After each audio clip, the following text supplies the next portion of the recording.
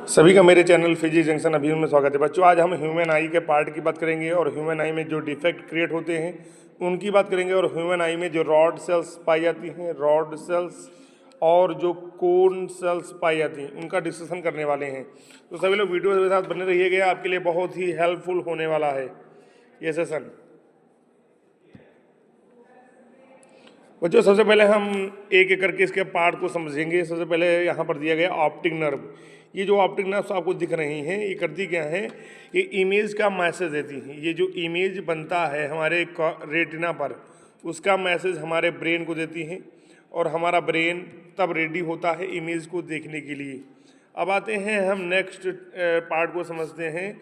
यहाँ पर है अगला है स्क्लेरा। अगर हम स्क्लेरा की बात करें, यहाँ पर अगर हम स्क्लेरा की बात करें तो यहाँ पर स्क्लेरा जो होता है ये अपर लेयर आई का होता है, जो व्हाइट कलर का होता है, और ये बहुत ही रिजिड होता है। ये रिजिड होता है और आई को क्या करता है, प्रोटेक्ट करता है। क्या करता है बच्चों, आई को प्रोटेक्ट करता है, यानी कि जो हार्म मिलते हैं, एक्सटर्नल हार्म होते हैं, उनसे इसकी सुरक्षा करता है। फिर अगर हम बात करें बच्चों, अगला पार्ट है बच्चों कॉर्निया। ये जो कॉर्निया है, जो आई का फ्रंट पार्ट होता है, ये थोड़ा सा बल्गिंग आउटसाइड होता है, बल्गिंग बाहर की तरफ थोड़ा सा उभरा हुआ होता है, और ये ट्रांसपेरेंट होता है। इसी को बच्चों कॉर्निया कहते हैं। ये 9 नंबर से डिनोट है, यहाँ पर ये कॉर्निया है, और इस कॉर्निया से होकर ही लाइट एंटर करती है, क्योंकि ये पार्ट जो होता है ये ट्रांसपेरेंट होता है। क्या होता है बच्चों, ट्रांसपेरेंट होता है, और यहीं से लाइट सबसे पहले हमारी आई में एंटर करती है। फिर यहाँ पर होता है ऑप्टिक डिस्क। यहाँ पर ये जो दिख रहा है ऑप्टिक डिस्क का मतलब होता है कि कॉर्निया को ये जो ऑप्टिक नर्व्स होती हैं जिस पॉइंट से क्रॉस करके जाती हैं उसको कहते हैं ऑप्टिक डिस्क।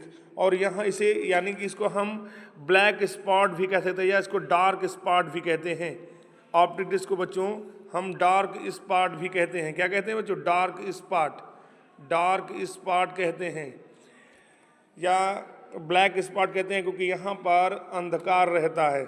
फिर अगर हम बात करें बेटा कोराइड, यहाँ पर जो कोराइड है बच्चों ये जस्ट स्क्लेरा के नीचे होता है, और ये ब्राउन कलर का होता है या ब्लैक कलर का होता है। इसमें बच्चों होता क्या है, इसमें ऑक्सीजन वेसल्स पाई जाती हैं। यहाँ पर ऐसी वेंस होती हैं जो ब्लड कंटेन करती हैं, और इसी में न्यूट्रिशन होता है। क्या होता है बच्चों, न्यूट्रिशन। ये आई को न्यूट्रिशन देती हैं, आई को पोषक तत्व देती हैं, जिससे आई की मतलब आई सुरक्षित रहती है। और उसके बाद उसके जस्ट नीचे बच्चों ये यहाँ पर आप देख रहे हैं प्यूपिल।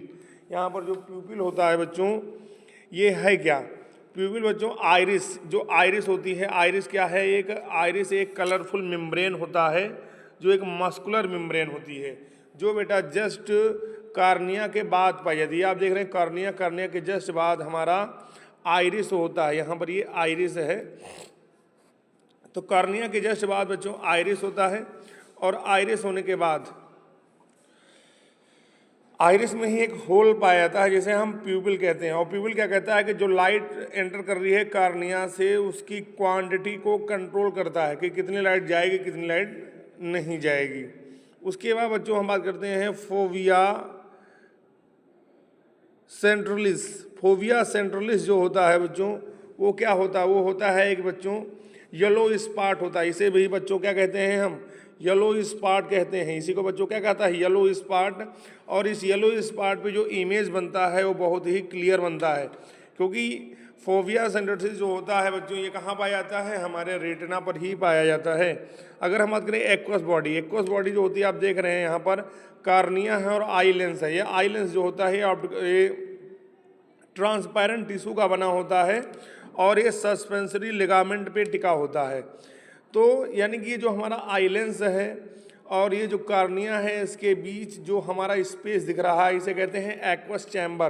क्या कहते हैं बच्चों, हम इसे बच्चों कहते हैं एक्वस चैम्बर। और इसी एक्वस चैम्बर में ही जो फ्लूइड भरा होता है बच्चों उसे ही ये हम कहते हैं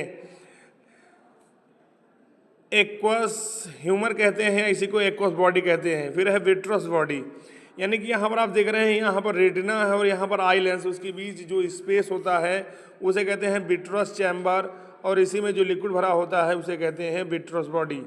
फिर है यहाँ पर रेटिना। रेटिना भी मैंने बताया कि जो कोराइड है, कोराइड के जस्ट नीचे रेटिना होता है, रेटिना स्क्रीन की तरह कार्य करता है और यहाँ पर इमेज बनता है बॉडी का। फिर हम बात करते हैं लेंस। लेंस की भी मैंने बात की कि लेंस जो होता है वो संस्पेरिल लिगामेंट पर टिका होता है और लेंस की जो फोकल लेंथ है वो चेंज होती रहती है।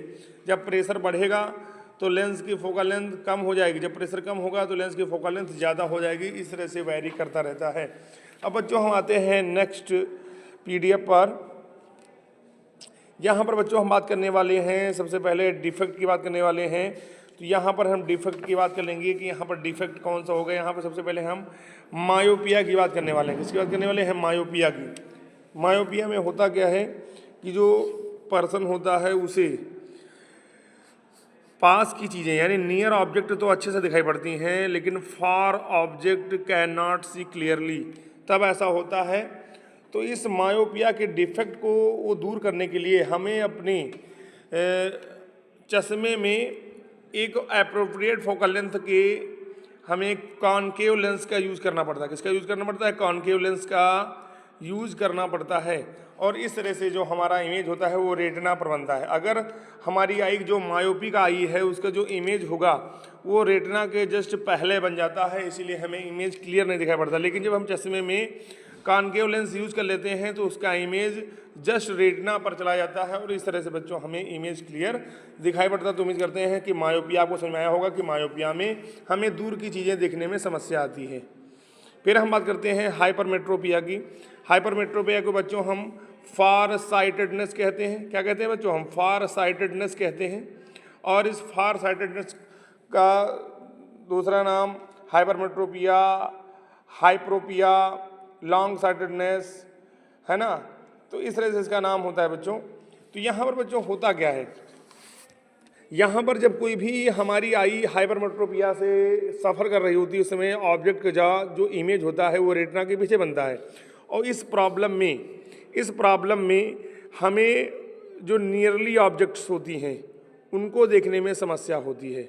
और यहाँ पर जो हमारा नियर पॉइंट होता है, क्योंकि आपको पता है हेल्दी आई के लिए जो नियर पॉइंट होता है वो 25 सेंटीमीटर पर होता है और वो 25 सेंटीमीटर ना हो करके इससे ज़्यादा हो जाता है, मोर हो जाता है। और इस तरह से बच्चों हमें समस्या आती है पास की चीज़ों को देखने में। उसके बाद बच्चों हम बात करने वाले हैं हमारी आई में कौन कौन से सेल्स होती हैं। हमारे आई में 2 सेल्स पाई जाती है, एक होता है रॉड सेल्स, एक होता है कोन सेल्स। जो रॉड सेल्स होती हैं वो बच्चों रॉड सेल्स जो होती हैं वो इंटेंसिटी ऑफ लाइट के लिए एक्टिव होती हैं और जो कोन सेल्स होती हैं वो कलर को देखने के लिए एक्टिव होती है। कलर ऑफ लाइट, जो कलर हम देख पा रहे हैं वो कोन सेल्स की वजह से देख पा रहे हैं।